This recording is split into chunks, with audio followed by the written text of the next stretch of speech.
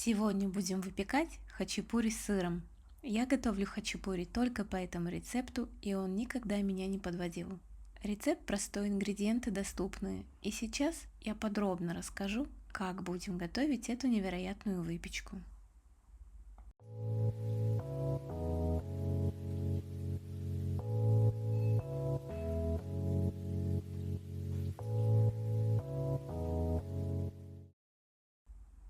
Пол-литра теплого молока выливаем в глубокую миску, добавляем дрожжи. У меня 30 грамм свежих, если используете сухие, тогда 10 грамм. Добавляем 1,5 столовые ложки сахара и 1 чайную ложку соли. И перемешиваем, чтобы растворились дрожжи.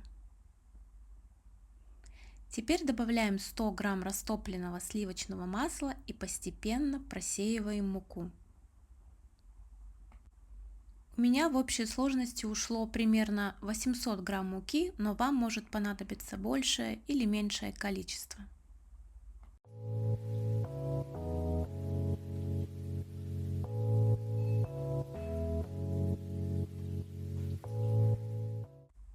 Замешиваем тесто руками. Тесто должно не прилипать к рукам. Оно должно получиться мягким и эластичным. Оно не должно быть тугим или забитым. На видео я пытаюсь, насколько это возможно, показать конечную консистенцию, которая у вас должна получиться.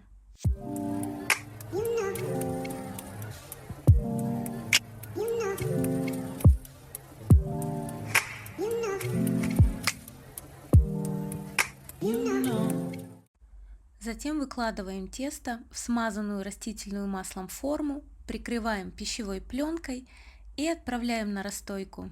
Я расстаиваю тесто в духовке на 30 градусах.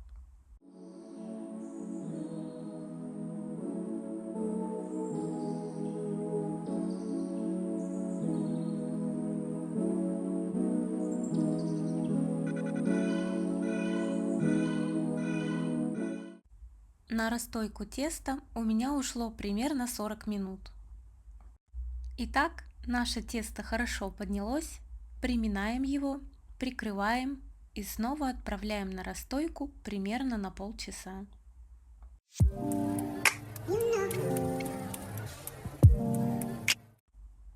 Пока тесто подходит второй раз, мы займемся подготовкой сырной начинки.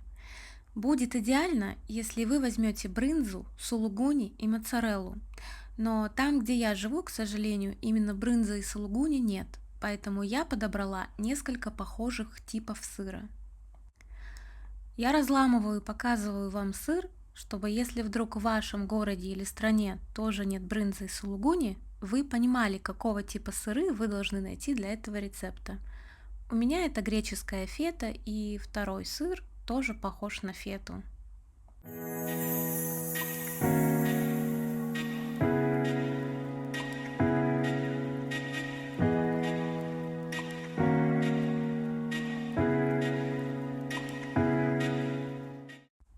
Трем сыр на крупной терке.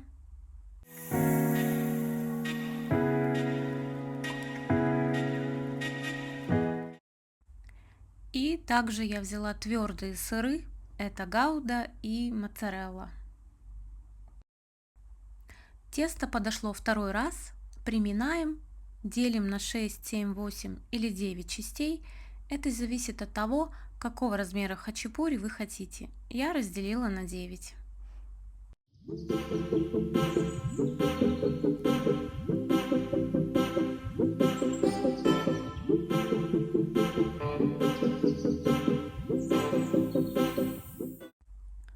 Из теста формируем шарики, а из шариков формируем лепешки. Внутрь каждой лепешки кладем тертый сыр. Затем формируем мешочек, тщательно залепляем, прихлопываем, переворачиваем швом вниз.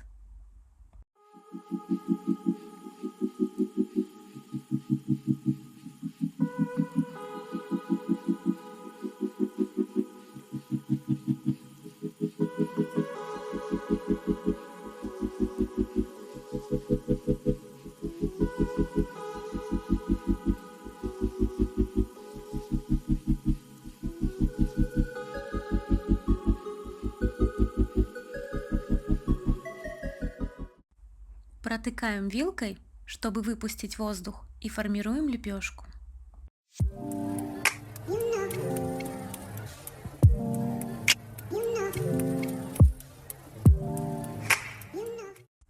Постарайтесь, чтобы тесто было тонким. Если тесто немного рвется, то это не страшно, так как верх мы будем покрывать.